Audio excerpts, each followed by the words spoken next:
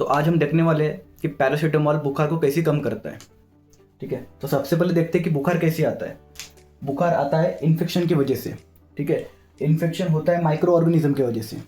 ठीक है, बुखार आता है इन्फेक्शन की वजह से और इन्फेक्शन होता है माइक्रो ऑर्गेनिज्म की वजह से।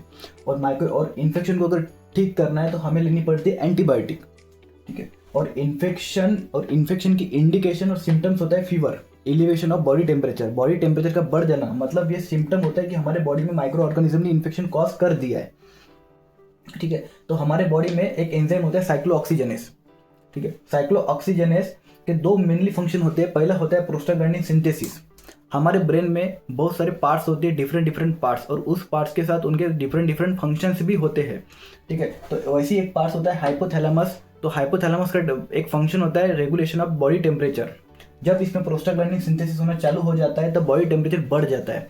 इन्फेक्शन होने के बाद साइक्लोऑक्सीजनेस हाइपोथैलेमस में प्रोस्टाग्लैंडिन सिंथेसिस करके बॉडी टेम्परेचर को बढ़ा देता है।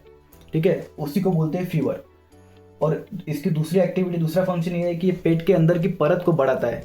पेट के अंदर की परत को बोलते हैं म्यूकस मेम्ब्रेन। म्यूकस मेम्ब्रेन को ये बढ़ाता है, उसके वजह से हमारी इंटरनल वॉल जो एसिडिटी से प्रिवेंट होती है, तो इससे हम प्रोटेक्ट होते हैं हमारी इंटरनल वॉल इसकी इस म्यूकस मेम्ब्रेन से।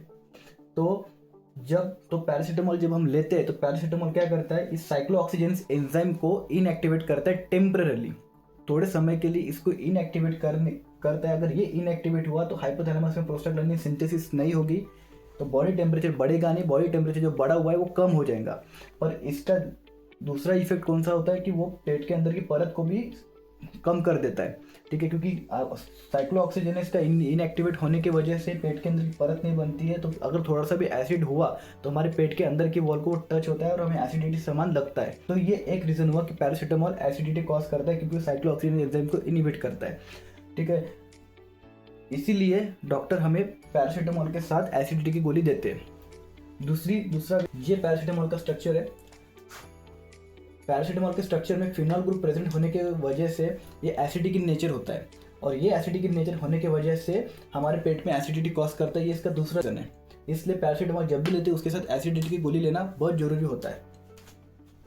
नेक्स्ट, पैरासीटामोल के दो डोज होते हैं, 500 mg और 650 mg। 500 mg हम तब लेते हैं जब हमारा बॉडी टेम्परेचर थोड़ा कम हो। ठीक है, कंडीशन ज़्यादा सीवियर ना हो, तो उसको हम 3 टाइम्स लेते हैं खाना खाने के बाद। नेक्स्ट, पैरासीटामोल का दूसरा डोज होता है 650 mg। ठीक है, ये तब लेते हैं जब बॉडी टेम्परेचर एकदम सीवियर हो, और इसका डोज होता है 2 times a day after a meal.